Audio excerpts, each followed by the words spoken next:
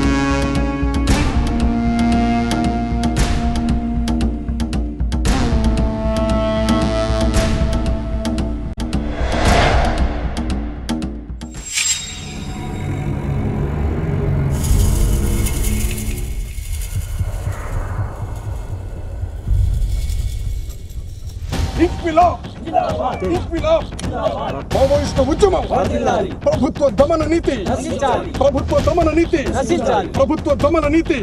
ఉద్యమం కోసం ప్రాణాలర్పించిన కామ్రేడ్స్ కు, ఉద్యమం కోసం ప్రాణాలర్పించిన కామ్రేడ్స్ కు. కొండ కోణంలో నిర్జీవమైన బండరాళ్ల మధ్య ఉద్యమ గీతికలు ప్రతిధ్వనిస్తున్నాయి.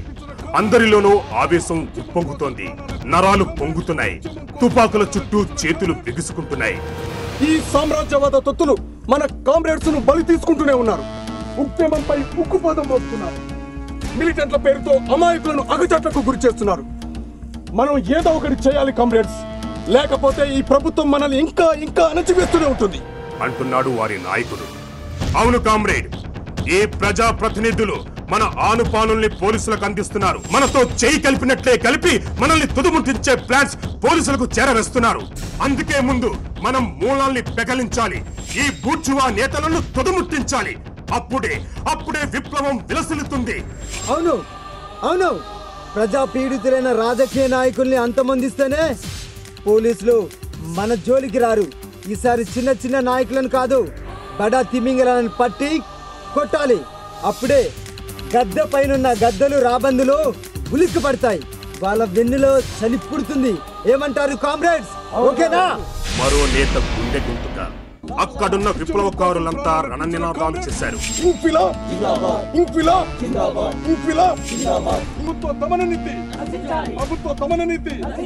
అక్కడున్న విప్లవకారులంతా రణనినాదాలు చేశారు. ఎక్కడో తీతువు పెట్ట అరిచింది. 4 దశాబ్దాలు మన రాష్ట్రాన్ని వణికిస్తున్న ఈ మావోయిస్టు ఉద్యమం ఉధృతంగా సాగుతున్న రోజులవి.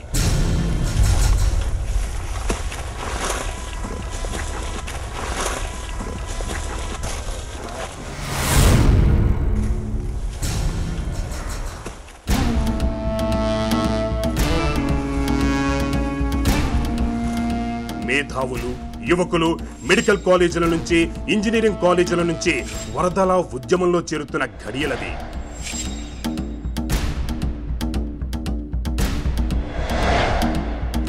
రాజకీయ నేతలు, మంత్రులు, ముఖ్యమంత్రి గ్రామాల్లో తిరగాలంటేనే భయంతో వణికిపోతున్న రోజులు. అలాంటి సమయంలో ఇదిగో ఈయనను చూడండి. పేరు శ్రీపాదరావు. కరీంనగర్ జిల్లా మంథని శాసనసభ్యుడు. శాసనసభను నడపడంలో అపర చాణిక్యం ప్రదర్శిస్తూ సంచలనాలు సృష్టించిన స్పీకర్గా రాష్ట్రంలో అందరికీ తెలిసిన నేత. ఎప్పుడూ మొహంలో చెరగని చిరునవ్వు, దబ్బపండు లాంటి శరీరం, మొహంలో కాకలు తీరిన రాజకీయ వర్చస్సు. ఆయనను అజాత శత్రువు అంటారు. పేదల పాలిట పెన్నిధి అంటారు. తనను నమ్ముకున్న వాళ్ల కోసం అర్ధరాత్రులు, అపరాత్రులు అని కూడా చూడకుండా సాయం చేసే మంచి మనిషి అంటారు. ఇప్పుడు ఆ 4000 ఇల్లు అయినా ఎంత పెద్దదని. ఇప్పుడు పైసలు అంటే మనకు పర్వాలేదు.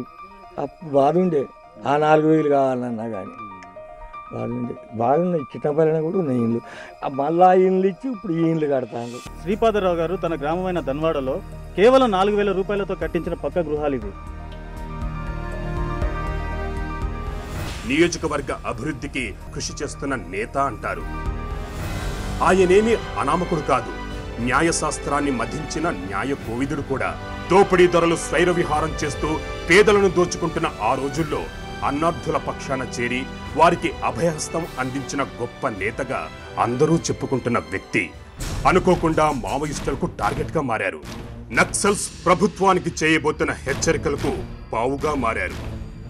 1999 ఏప్రిల్ 12 హైదరాబాద్ ఎర్రమంజల్ కాలనీ, శ్రీపాదరావు ఇల్లు. శ్రీపాదరావు మరుసటి రోజు తన నియోజకవర్గమైన మంథనిలో పర్యటనకు అన్ని సిద్ధం చేసుకున్నారు. హైదరాబాద్లోని ఎమ్మెల్యే క్వార్టర్స్ లో తనను కలవడానికి వచ్చిన వారితో మాట్లాడారు.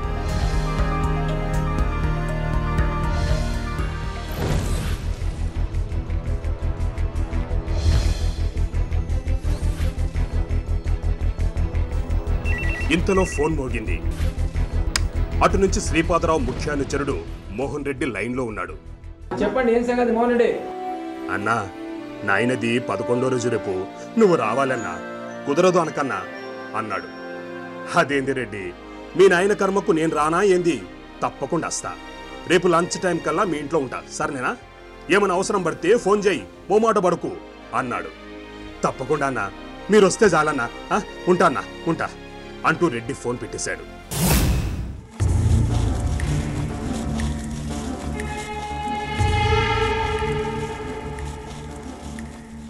నక్సలైట్ల సమస్య ఉధృతంగా ఉన్న ఆ కాలంలో నాయకులు ఎటు వెళ్లినా రహస్యంగా వెళ్లి వచ్చేవారు. తాము ఎక్కడుంది ఎవరికీ తెలియనిచ్చేవాళ్లు కాదు. ఒకవేళ తెలిసినా పటిష్టమైన బందోబస్తు మధ్య ఉండేవారు. అయితే శ్రీపాదరావు అజాత శత్రువు, ప్రజల మనిషిగా, పేదల పక్షపాతిగా ఉండేవాడు. అందుకే ఆయన నక్సలైట్లకు పెద్దగా భయపడేవాడు కాదు. నక్సల్స్ నన్నేం చేస్తారులే అనుకునేవాడు. అదే ఆయన పాలిట శాపంగా మారింది. తెలుగు ప్రజలు మరో మంచి నేతను కోల్పోయేలా చేసింది. 1999 ఏప్రిల్ 12 శ్రీపాదరావు తన అనుచరులతో హైదరాబాద్ నుంచి మంథని బయలుదేరాడు.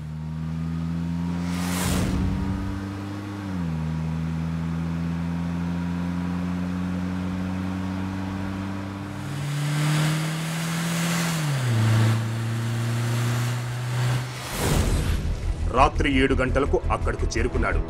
ఆ రోజు రాత్రి స్థానిక నేతలతో సమావేశమయ్యారు.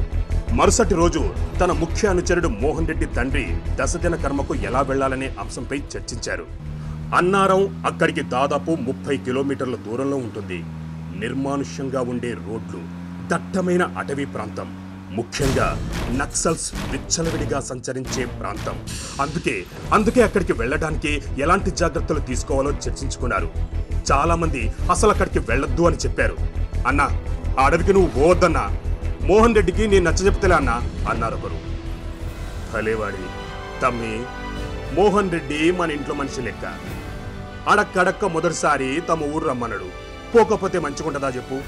ఆయన నక్సలైట్లు మనల్ని ఏం చేస్తారు? మంచి చేసినాం గాని ఎవ్వరిని మోసం చేయలేదు కదా. నేనేమన్నా పెత్తందారీ దూరనా, 1000 ఎకరాలున్న భూస్వామినా? అయినా అన్నలు మనల్ని ఏం చెయ్యర్లే అన్నాడు ధీమాగా. నీకేంలే అన్నా, అట్లనే చెప్తావు. ఏమన్నా అయితే అప్పుడేంది పరిస్థితి? అయినా నువ్వు ఇంటలేవు కదా. సరే అన్న, అట్లనే పోదాం. కానీ నీ కారులో వద్దన్నా, మా దోస్తు గారిది ఓ జీప్ ఉంది, అందులో పోదామన్నా. అట్లయితే ఎవ్వరు మనల్ని గుర్తుపట్టారు, ఏమంటావు అన్నాడు మరో అనుచరుడు. అది వారి అభిమానం.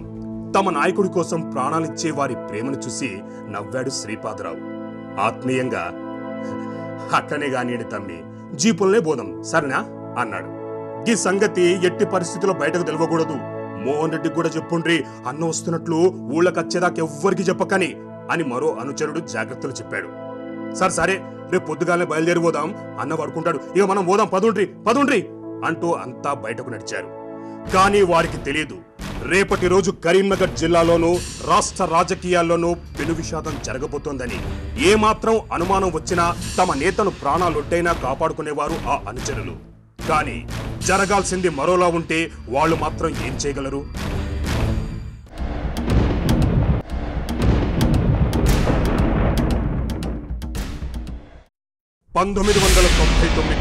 ఏప్రిల్ 13 అన్నారంకు వెళ్లే అటవీ మార్గం. చుట్టూ దట్టమైన అడవి. జీపు వేగంగా దూసుకుపోతోంది.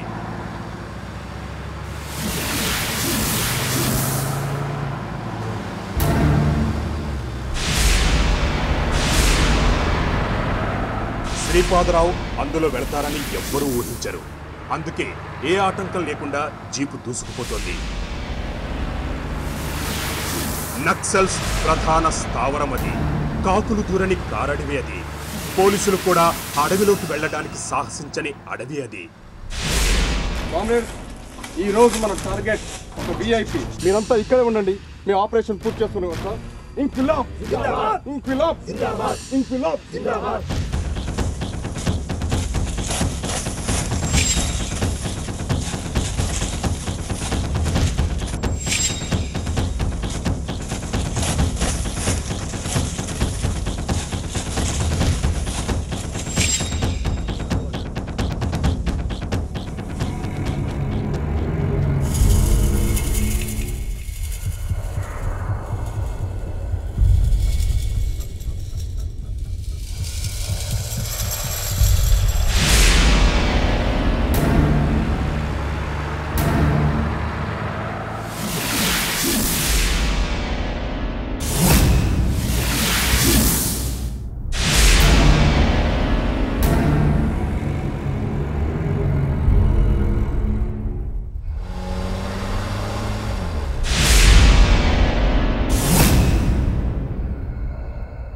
అడుగుకో నక్సలైట్, కిలోమీటర్కో ల్యాండ్ మైన్ ఉంటాయని చెప్పుకుంటారు.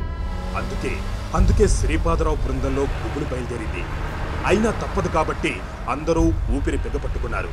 జీపు ముందుకెళ్తోంది.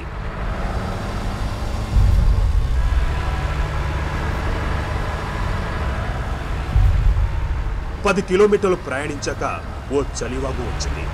ఆ వాగు దాటితే అన్నారం గ్రామంలోకి ప్రవేశించినట్లే. అమ్మయ్యా, ఇంకేం పర్వాలేదు అనుకున్నారు అందరూ. ఊపిరి పీల్చుకున్నారు కూడా.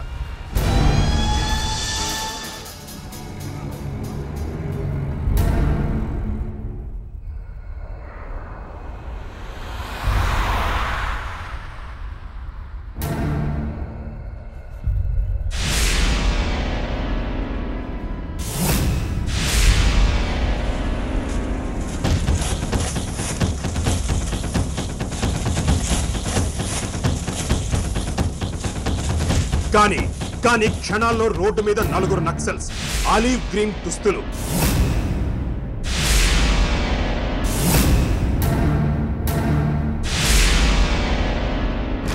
మృత్యువులా ఉన్న వారిని చూసి డ్రైవర్కు పై ప్రాణాలు పైనే పోయాయి.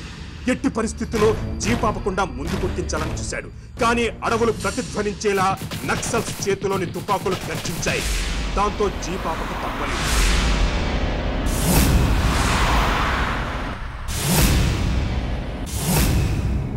శ్రీపాదరావు గారు ప్రయాణిస్తున్న జీపు కరెక్ట్గా ఇదే ప్రదేశానికి రావడంతో కరెక్ట్గా ఇక్కడే బ్రేక్ వేశారు జీపుని. నక్సలైట్లు ఒకేసారి దూకుడుగా జీపు దగ్గరికి వచ్చారు. సడన్గా ఇక్కడికి వచ్చి గన్స్ ఎయిమ్ చేశారు. మర్యాదగా జీపు నుంచి దిగకపోతే మిమ్మల్ని కాల్చి చంపేస్తామని చెప్పి బెదిరించారు. నక్సల్స్ జీపును చుట్టుముట్టారు. అందరినీ కిందకు దిగమని గర్జించారు. శ్రీపాదరావుకి ఏమీ అర్థం కావడం లేదు. అంత అయోమయంగా ఉంది. తాను నక్సల్స్ కు చిక్కిన విషయం అర్థమైంది. అయితే తనను ఏమీ చెయ్యరులే అనేది అతని ధీమా. కానీ నక్సల్స్ అతను అనుకున్నట్లు ఏమీ ప్రవర్తించలేదు. పేదల మనిషనో ప్రజల మనిషనో కనికరం చూపలేదు. ప్రభుత్వం మీద, ఎన్కౌంటర్ల మీద ఆగ్రహంతో రగిలిపోతున్న అన్నలు అందరినీ పెడరెక్కలు విరిచికెట్టాలని చూశారు. అయితే శ్రీపాదరావు మాత్రం అదేం వద్దు, మేము మీ వంట నడుస్తాం, పదండి పదండి అని చెప్పాడు. నక్సల్స్ను అనుసరించారు. ఇక్కడ నక్సలైట్లు సడన్గా అడ్డం వచ్చారు. ఇట్లా నడుచుకుంటూ ఇట్లా తీసుకెళ్లారు.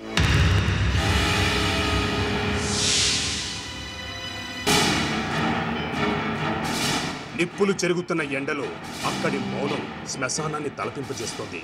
ఇంతలో మరికొంతమంది నక్సల్స్ వారికి జత కలిశారు.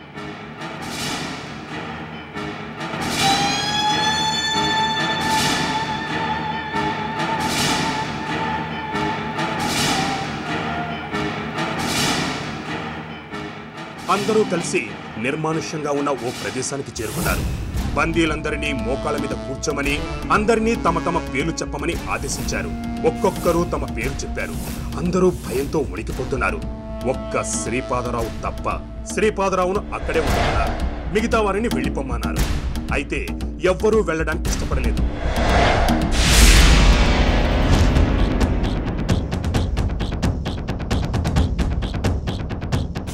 అన్న లేకుండా మేము ఎట్లా వెళ్తాం?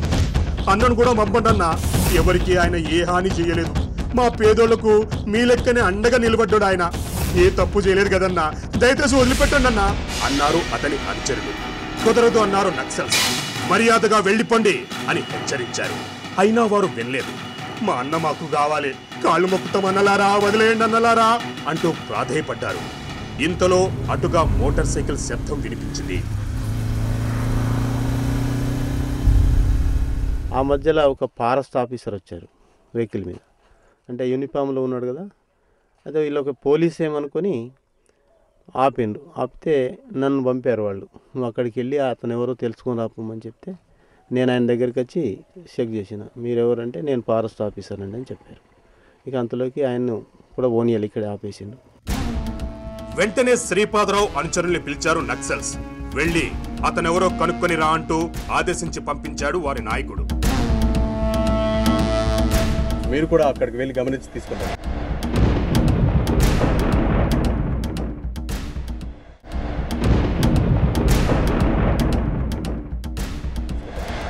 మోటార్ సైకిల్ పైన వచ్చిన వ్యక్తి ఫారెస్ట్ ఆఫీసర్.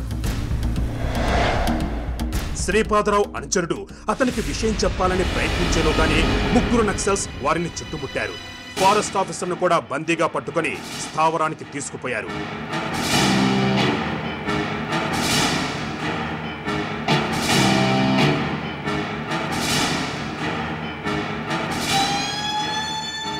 శ్రీపాదరావు తప్ప అందరినీ అక్కడి నుంచి వెళ్లిపోమని మరోసారి హెచ్చరించారు. అనవసరంగా ప్రాణాల మీదకు తెచ్చుకోకండి, శ్రీపాదరావుతో మాట్లాడి పంపిస్తాం, అంతకు మించి ఏమి చెయ్యం అన్నారు. అయితే ఎవ్వరూ అక్కడి నుంచి కదలలేదు. మీ సార్తో మేము చాలా టైం తీసుకునేది ఉన్నది, మాట్లాడేది ఉంది. మీరు అన్నారం వెళ్ళి టైం తీసుకొని రండి, అంతసేపు మేము ఈయన సార్తో మాట్లాడేది ఉందని అన్నారు. అంటే మేము ఇక్కడనే ఉంటాం సార్తో, మేము కూడా ఉంటాం, మీరు మాట్లాడండి అంటే లేదు మీరు ఇక్కడ ఉండకూడదు, మీరు వెళ్ళాల్సిందే అని ఫోర్స్ చేశారన్నమాట. ఫోర్స్ చేసి ఒకరిద్దరిని కొట్టడం కూడా జరిగింది. దాంతో నక్సల్స్ శ్రీపాదరావు అనుచరులను తరిమి కొట్టారు. దాంతో విధి లేక అనుచరులు పరుగున ఊళ్ళోకి వెళ్లారు.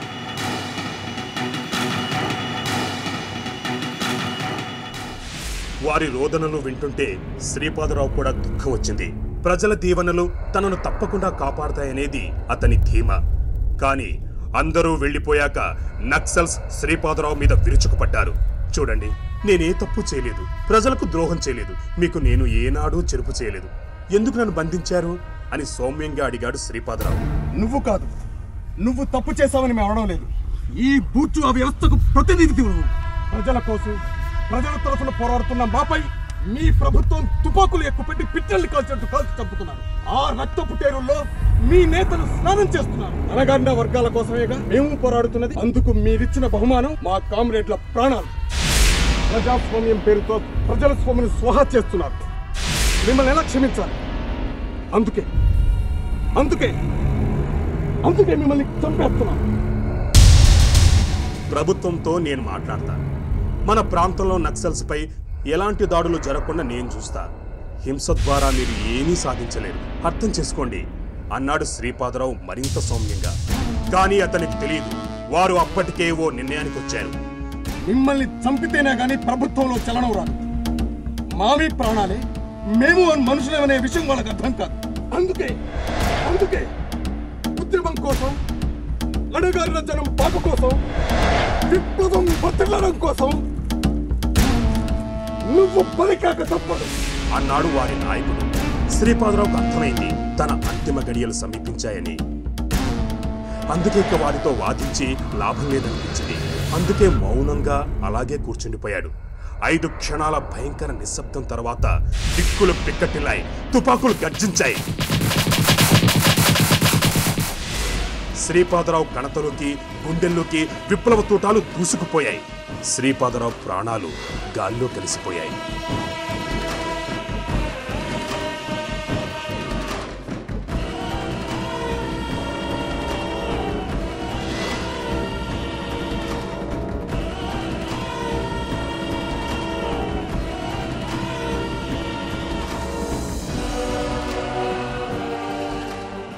జనం కోసం అహర్హం పనిచేసిన ఓ నేత, ఓ ప్రజానాయకుడు కన్ను మూశాడు. తుపాకీ గొట్టం ద్వారా సమసమాజాన్ని స్థాపించాలనుకుంటున్న ఈ యువకులు విప్లవ నినాదాలు చేసుకుంటూ శ్రీపాదరావు శవాన్ని రోడ్డు మీద పడేసి పొదల్లో కలిసిపోయారు.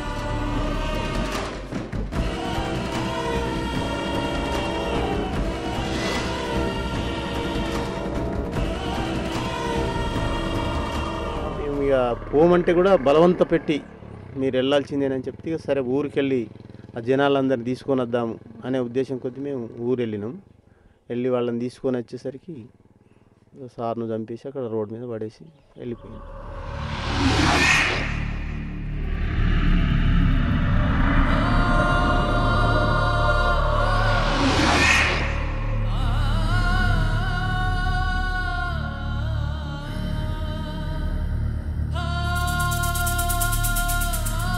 నిత్యం జనం మధ్య తిరిగిన నేత అనాథ ప్రేతమైపోయాడు.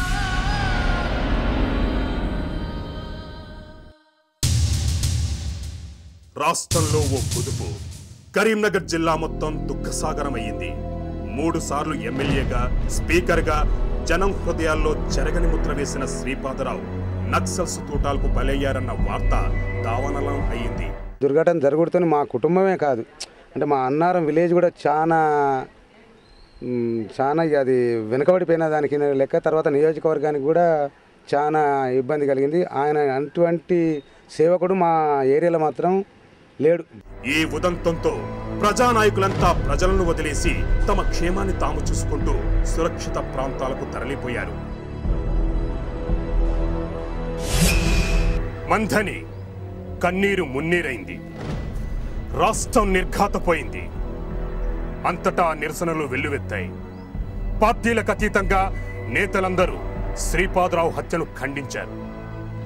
దాంతో నక్సల్స్ అంతర్మతం. చివరకు వారు కూడా పశ్చాత్తాపం వ్యక్తం చేసినట్లు పత్రికలు రాశాయి. ఏవైనా ఒక ఉదాత్త నాయకుణ్ణి, మంచి మనిషిని రాష్ట్రం కోల్పోయింది. ఇది ఒక ప్రజానాయకుడి లైఫ్ అండ్ డెత్. తన ప్రమేయం లేకుండానే సాగిన జీవన్మరణ పోరాటం కడకు బలవన్మరణ.